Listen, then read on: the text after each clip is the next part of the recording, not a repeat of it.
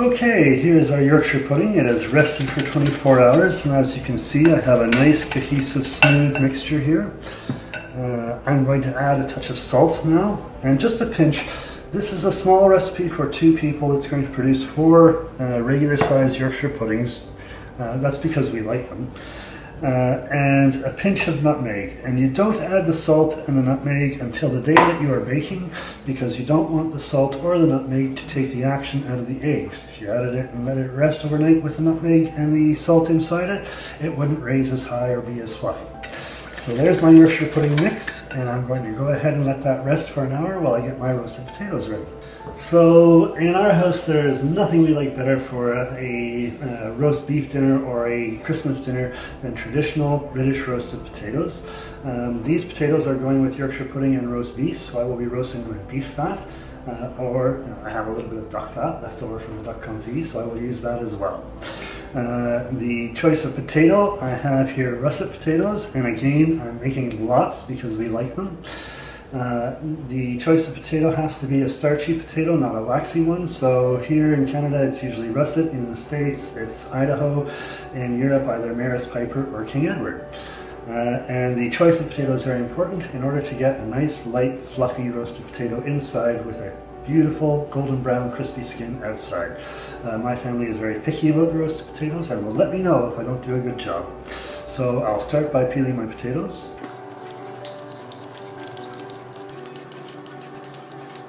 And now I'm going to cut and round the potatoes, and by rounding I mean take off the straight edges here, and that is so that they roll in the pan. And that is very important, that they are able to roll in the pan, because you want all of the surfaces to come in contact with the oils. To round them, I'm just going to take away all of the little rough edges so that they will move freely in the pan. And all of this potato trim that you see here, I will be putting into a soup.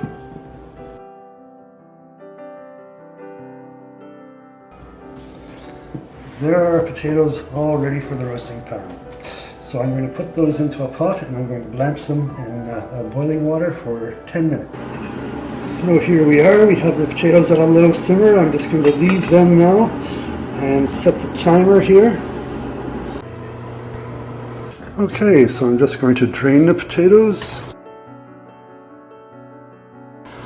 I'm just going to rough them up a little bit. You can see the surface of them getting rough, and that is so that we increase the surface area when they roast, so I get a crispier potato. And now I'm just going to dry them off before I put them in the fridge, and I'll cool them for an hour, and it's time to roast. Okay, here's my Yorkshire pudding mix, and pan's ready to go, and I'm just going to brush these pans with a little bit of beef and duck fat mixed. I don't need an awful lot, just enough to coat the sides of the pan. You don't need a 1/4 inch in the bottom. That would make a greasy Yorkshire pudding.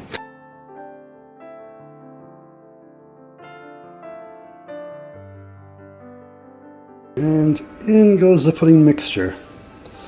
And you want to fill it just about a 1/4 inch from the top.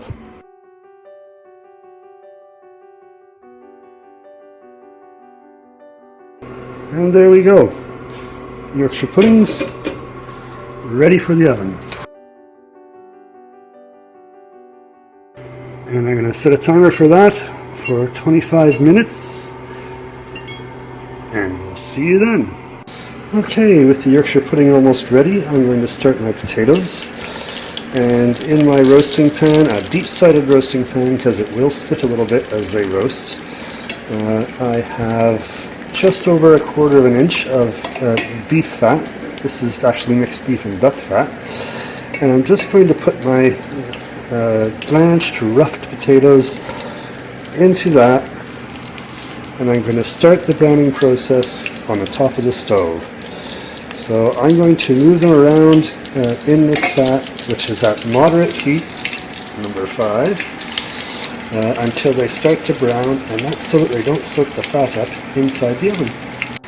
And here are the potatoes. They have been turned over, and you can see they are just starting to brown. The oil is nice and hot, and that's how you want it to be before you put the potatoes to the oven. You want them to start browning, and you want the oil hot. so they will continue the cooking process in the oven, which I have preheated to 350 degrees, and these boys are ready to go to the oven. And I will turn these and roll them every 10 minutes or so.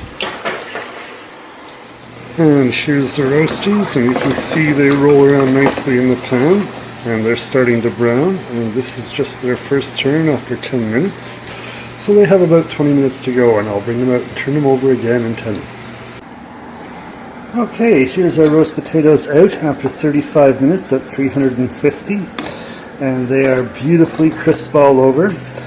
The mark of a good roast potato is nice and golden brown on the outside and light and floury inside, and that's the whole point, is to get that crispness on the outside and light fluffiness on the inside.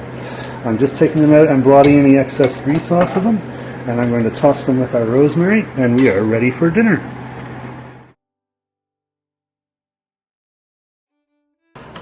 You should chop the rosemary fine enough so it doesn't stick in anyone's teeth.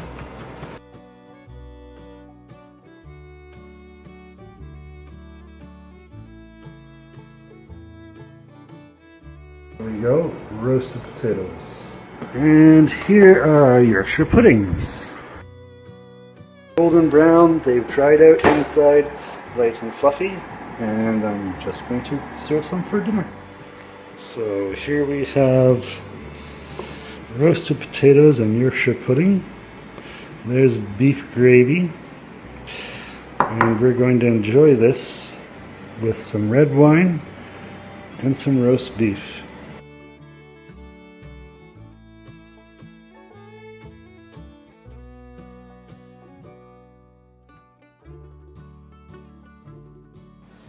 Okay, and the most important thing to remember about a roast potato, nice and crisp on the outside, lovely and floury inside.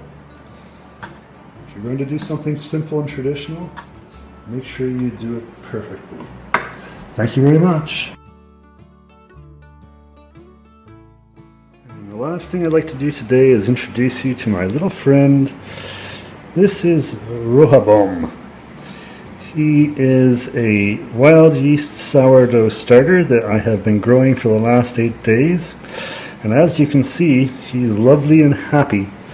And he's ready for the next video, which is going to be sourdough English muffins underneath our Eggs Benedict. Bye now.